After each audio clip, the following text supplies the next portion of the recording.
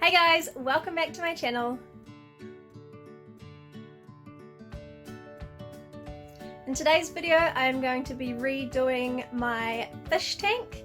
So basically it's just a fish tank which I use as like a terrarium to grow some of my more special plants because they are quite tiny. So I'm going to be repotting those, cleaning out the fish tank, showing you what I'm doing, showing you the potting mix I'm using because most of the plants in there are Aroids. And yeah, I'm doing it in my greenhouse. It is winter and it is nice and warm in here. So this is where my fish tank sits. I just have it sitting on this stand that I thrifted at the thrift shop. So it is not heated. There's no grow lights. It just sits by this window.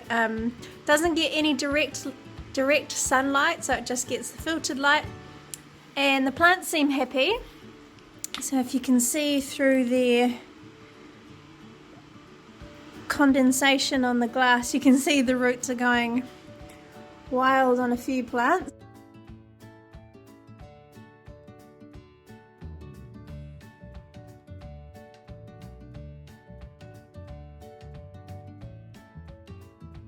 So first up I will show you the soil mix I'm going to be using. So this is potting mix, orchid bark and some coarse pumice sort of all mixed together, so it's a nice chunky, airy, loose soil. And I am also going to be chopping up and adding some sphagnum moss to it as well. I did do this with my big Anthurium crystallinum and it seems to really love this mix with the moss in it. I don't know whether the moss sort of retains a bit of moisture and helps increase some humidity, but I'm going to stick to it because it works. So yeah, I'm going to chop some of that up and mix it through here and I will show you when I have done that. Okay, and this is what it looks like with the sphagnum moss mixed through it. So it's still nice and airy, nice and chunky. Yeah. I should mention also that I don't have like specific ratios. I sort of just eyeball it. I'm quite heavy-handed on the bark and the pumice, and a bit more light-handed on the moss and the potting mix. Okay, so my first little plant I'm going to be repotting is this little baby Anthurium crystallinum. It has roots coming out of the bottom of the pot there, and it also has a few little babies. I don't know if that's focusing. It has a few little babies in there, so this is the first one I'm going to repot. I do actually have two of them in my fish tank, and this is the other one. It currently has a gorgeous new leaf and also roots coming out of the bottom, so that definitely needs a repot. I don't know if it has any little pups on it yet, I can't quite tell, but yeah, I will repot these two first. So this is the first little Anthurium I have taken out, and as you can see it has some seriously chunky roots, and that's why I like to use a really loose airy mix, because their roots are so chunky. They like a nice airy soil, and it sort of lowers the risk of potentially getting root rot. So I'm just going to loosen up all this soil. So if you can kind of see, it's quite heavy on moss as well, so that's sort of why I've added it back into my other mix, and I'm going to go up a bigger pot size as well. Okay, so these are the two Anthuriums I have now potted up. So that is the bigger one and that is the smaller one, and I also separated two little pups off the smaller one, and they are in a nice decent sized pot now, so they've got enough room to grow. And what I will do is I will go in and put some sphagnum moss around the top of the pots, and I learnt this trick off my friend Mickey, and it just helps them retain their leaves a lot longer. So sometimes when they grow new leaves they potentially can drop the older leaves, but having the moss around the top seems to help them keep their leaves. So yeah, that is my two Anthuriums. So next on my repot list is this beautiful Monstera adansonii. I'm pretty sure that's what it is. I Got this as a cutting a long time ago. Had lots of issues with it, but yeah, I can't quite remember what it was, but it is stunning. And as you can see, definitely needs a repot.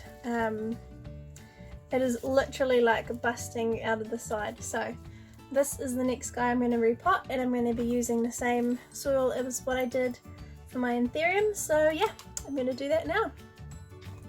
Okay, so there he is all potted up, and I've also given it a little support.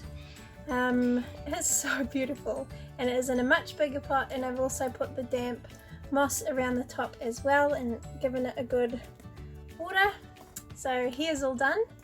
And the next one is going to be tricky because I know it is well and truly growing outside of the pot, and it's growing into the moss in the fish tank. So bear with me while I get that one out and I will show you what it is.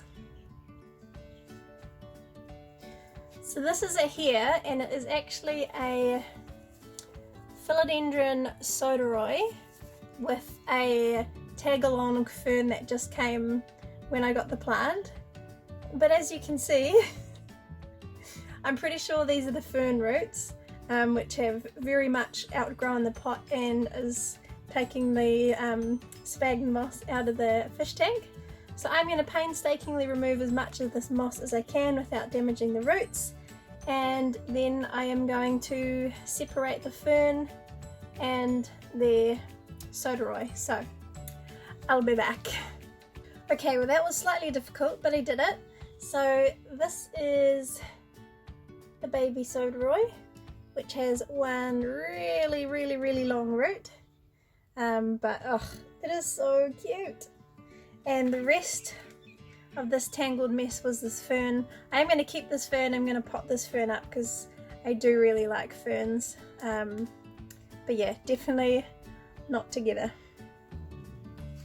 So I did a brave thing, and I actually decided to propagate the soderoy. So I cut it in two. Yeah, fingers crossed I get two cute little plants from it. So I repotted the main one, which has a more substantial root system, and then I am propagating this one in straight tree fern fibre. It does have a few aerial roots, so I'm hoping these will go well. So that's them done. And the next one is my other little pride and joy.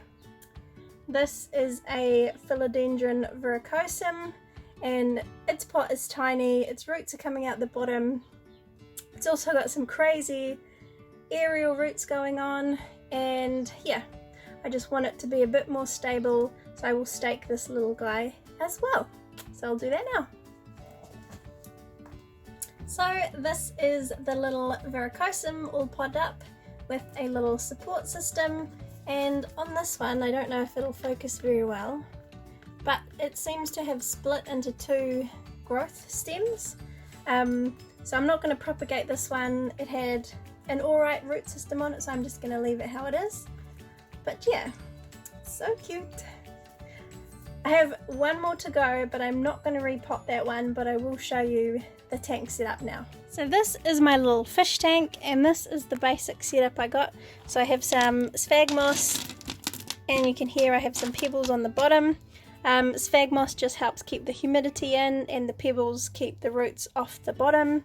And then it has this little plastic, oops, God, one-handed plastic lid that sits on, and as you can see, it doesn't seal all the way around, and there's a hole in the middle, so it does let out some humidity, but I haven't had an issue with that. So I'm going to put all my plants in, and I'll show you what it looks like when it's done.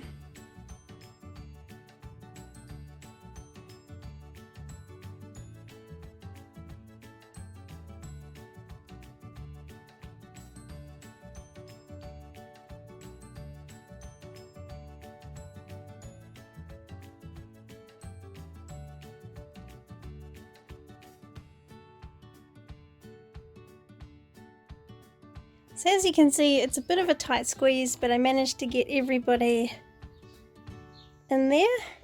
Definitely looking at investing in a bigger tank when I get the chance. and I've just realized that the little posts I put in are too tall.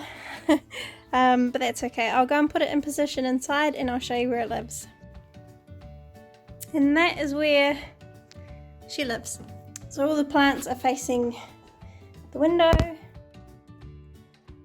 They all look so good, so happy.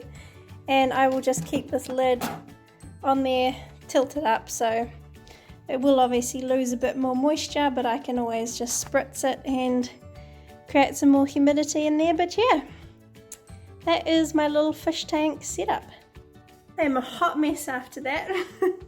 Hope you guys enjoyed this video. My back is now killing me, so I'm going to go and lie on the floor and stretch my back out because this bump, whew, it's getting to me. So thank you so much for watching. Don't forget to like and subscribe for more planty videos, and I will see you in my next one. Bye!